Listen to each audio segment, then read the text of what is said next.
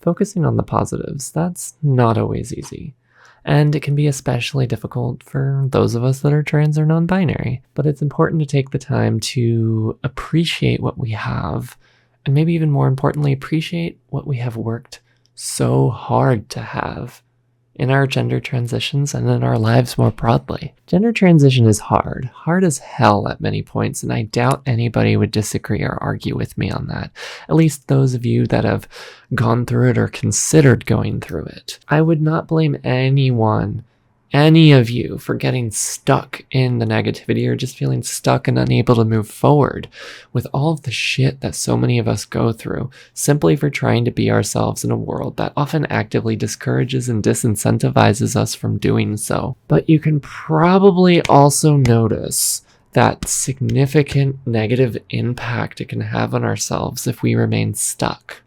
If we remain in these feelings of things like anger, sadness, envy, resentment, guilt, shame, and so much more. Now, I'm not telling you to not feel these things or to try not to feel these things, because I feel like I've probably said this in the past and you probably heard it from many other people as well, but fully repressing our emotions is not only not really possible, it's also often actively harmful to just stuff things away and try to acknowledge them and try to just pretend that everything's okay when it's not. You know, we have to remind ourselves that it's okay to not be okay. Not only is it okay to not be okay at points in our life, it's normal, it's part of being human. If we try to just ignore and repress these things, they just build and build and build and build and build, and then they explode, which can look like a lot of things. Maybe an outburst of anger, maybe a depressive episode, maybe a panic attack, blowing up on a friend or a partner or a family member, and so much more. Many things that we probably don't want to happen. It's important to allow ourselves to find this balance. You know, we don't want to ignore these feelings, but we also want to try our best to not get permanently stuck in these negative feelings and spaces as well. Acknowledging what you're feeling is important, so that way you can take some time to figure out what your emotions might be telling you. What messages are they telling you? Why are you having this emotional experience? You know, it's in response to something.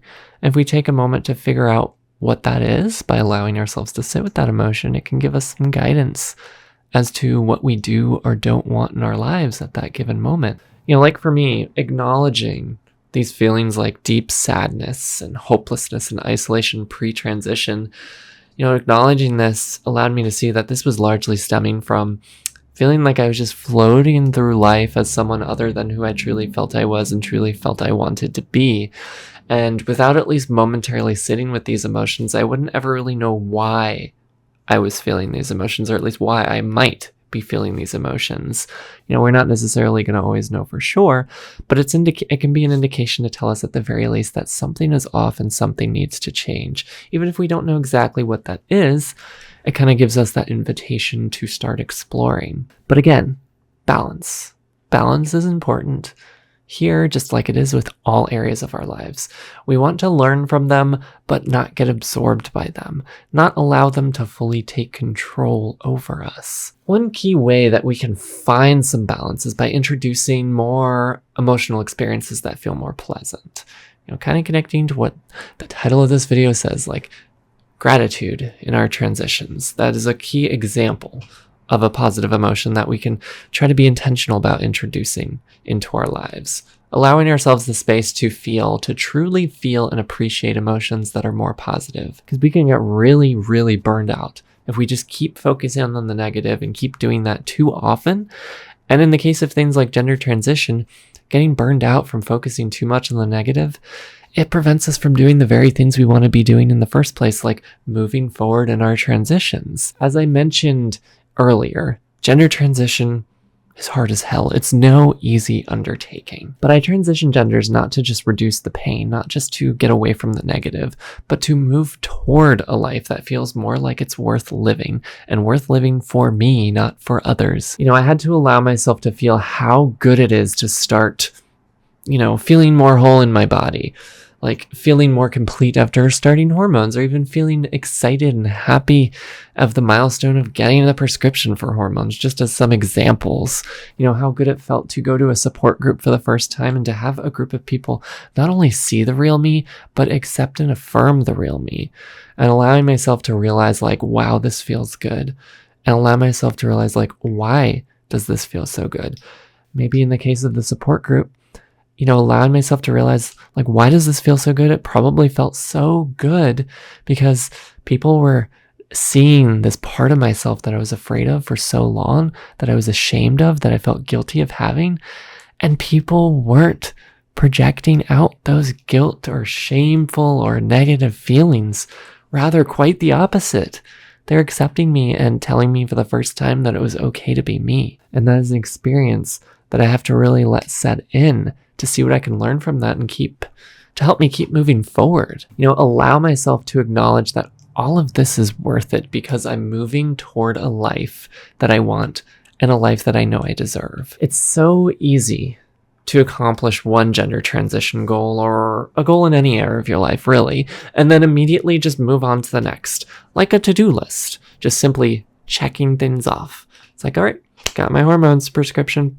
All right, let's create my appointment for our laser hair removal. Let's go to therapy. Let's, start looking into doctors. Let's start finding community support groups. And it's like, all these things are important if, they align with what your goals are. But if we just kind of like go from one thing to the next, we don't allow ourselves to enjoy kind of the reasons why we're doing this in the first place, all the positive things we're trying to add to our lives by doing these things. And that can get exhausting really fast.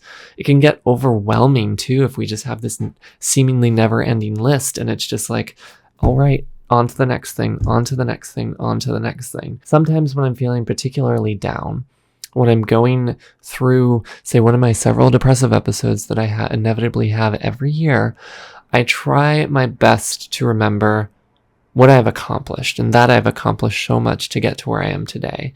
And thinking of it in the perspective of like, I am still, despite the fact that things are really shitty in this moment and maybe have been shitty for a little while, I'm still in such a better place than where I was years ago. And, I made all these things happen.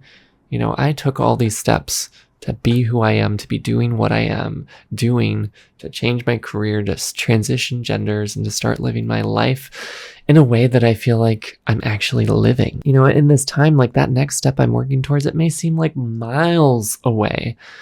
But if I take a moment to look back, I can remind myself how far I've come. And again, things may suck right now and be even completely shitty right now. But I can not only see that I've come a long way, but I can see that these bad times, they don't last forever. I've had bad episodes, I've had depressive episodes in the past, but eventually I'm able to get out of them. At many points in my transition, I felt hopeless.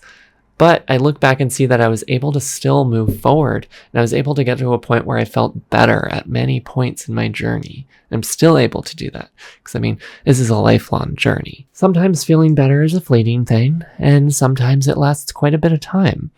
But the important thing is to realize that these negative feelings, they don't last forever. But I have to have the awareness to recognize that in order to have and adopt a perspective that can help me break out of that negative slump, or at least break out of it sooner rather than later. And of course, I know all of this is easier said than done. Having gratitude for all the things that we have, all the things that we've accomplished, gratitude for being who we are able to be today, to be a more authentic version of ourselves than maybe we were even just a few years ago or even just a few months ago. It can be incredibly difficult in the face of all the awful things that so many of us experience on a relatively or very frequent basis.